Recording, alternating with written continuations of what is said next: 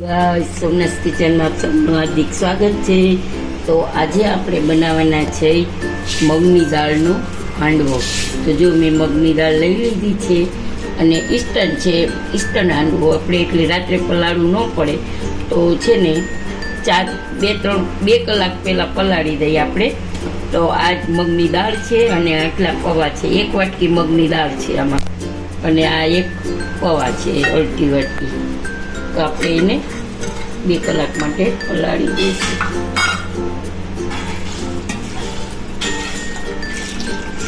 તો હવે પલાળીને આપણે ઢાંકી દઈશું। તો જો અહીંયા જેટલી મેં મગની દાળ લીધી હતી ને એટલો જ રવો લીધો છે। તો આપણે રવો એ સાથે પલાળી દઈશું છાશમાં। તો અહીંયા મારી પાસે ખાટી છાશ છે ને, તો છાશમાં પલાળી દઉં છું। દહીં હોય તો દહીંમાં પલાળી દેવાનું।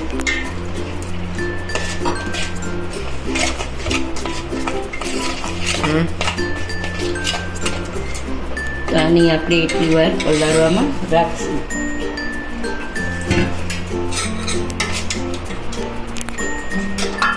જો આપણે રવો એકદમ પલળી જશે। આપણે એને 10 મિનિટ માટે ઢાંકી દઈશું। સોરી, એને અડધી કલાક જેટલું ઢાંકી દઈશું આપણે। તો જો ગાઈસ આપણી દાળ એકદમ સરસ પીસાઈ ગઈ છે, પલળી ગઈ છે, પલળી ગઈ છે। તો 2 ભાગ થઈ જાય છે। તો આપણે હવે આને પીસી લઈશું। એકદમ પલળી અને ફૂલી ગઈ છે સરસ।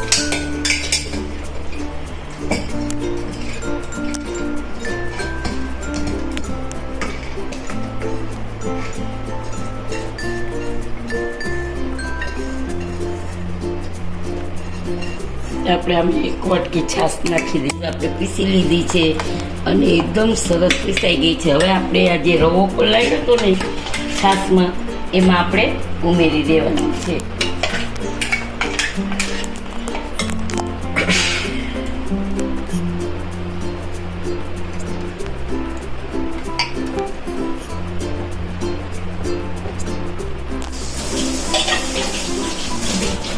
પછી આપણે એકદમ સરસ રીતે ચલાવી લેવાનું છે બેટર એકદમ।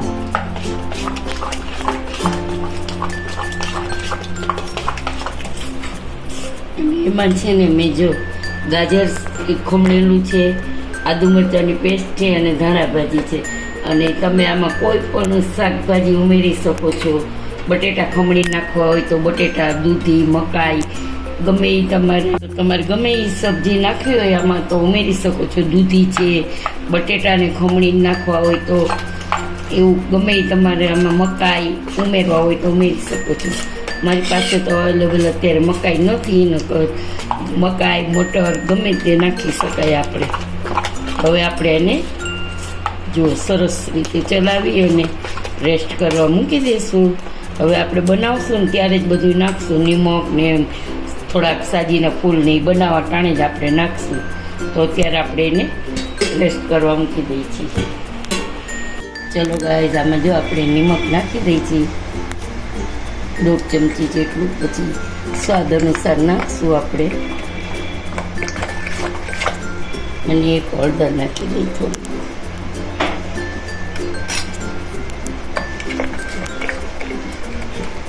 તો હવે છે ને આપણે અહીંયા વઘાર મૂકો છે, તેલનો વઘાર કર્યો છે।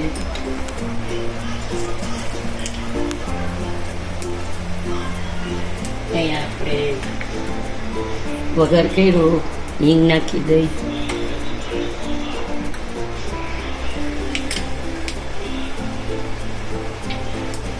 લસણ છે, સૂકા 2 મરચાં છે,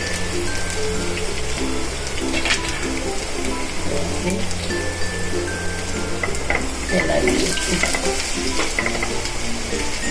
થોડાક તલ નાખી દઈશું, કઢી પત્તા નાખશું,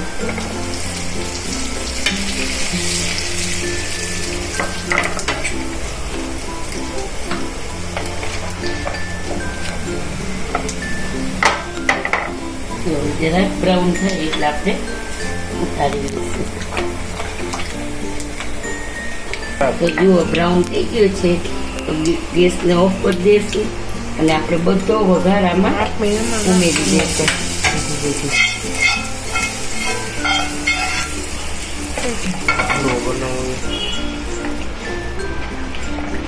તો જો આપણે વઘાર કરી લીધો છે.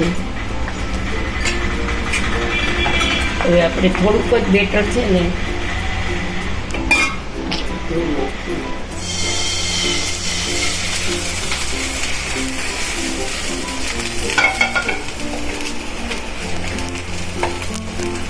આ બેટર છે ને આપણે થોડુંક આમાં લઈ લઈશું.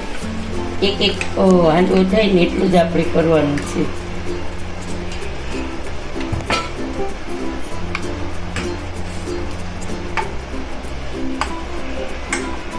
તેલ મૂકી દઈશું વઘાર માટે.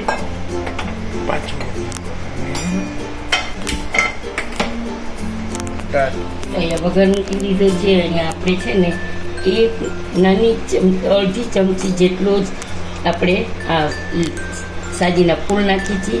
ઉપર એને એક્ટિવ થવા માટે એક લીંબુ નીચવી છીએ.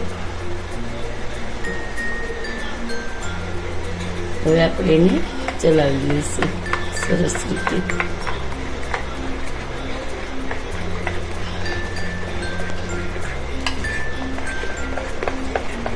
હવે અહીંયા આપણું તેલ આવી ગયું છે. રાઈ જીરું નાખ્યું છે. મરચું નાખ્યું અને નાની ચમચી હિંગ નાખ્યું અને તલ નાખ્યું. પછી આપણે તેને સરસ રીતે કાપી દઈશું.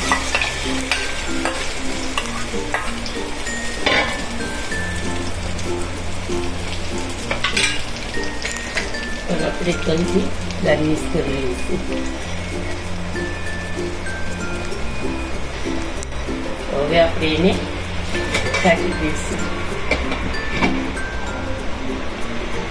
તો ગાઈસ જોઈ લો.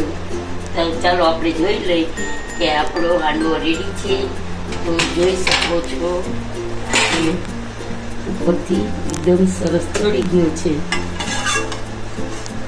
તો જુઓ નોનસ્ટિક છે એટલે આપણે સરસ ઉખલાવામાં ફાઇન થઈ ગયો. લ્યો જો અસલ એક બાજુ સરસ ચડી ગયો છે, બ્રાઉન થઈ ગયો છે. હવે આપણે નીચે એકદમ ચડવા દઈશું અને ફ્લેમ થોડી મીડિયમ રાખી દઈશું.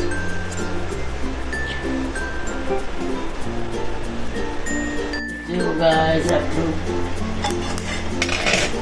એકદમ સરસ ચડી ગયું છે. તો ગેસ કરી દઈશું ઓફ અને આપણે હાંડવો આમાં આપણે કાઢી લઈશું પ્લેટમાં. ગરમ છે તો આવી રીતે જ આપણે તો જોઈ શકો છો કે આપણો હાંડવો મસ્ત થઈ ગયો છે. તો હવે એને સીજાવા દઈશું ને પછી આપણે પીસ કરશું. થઈ ગયો છે મસ્ત.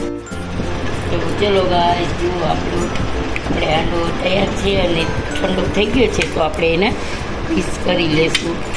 તો સરસ મજાના નાના નાના પીસ થઈ ગયા છે. અને આપણો હાંડવો છે એ મગની દાળનો છે.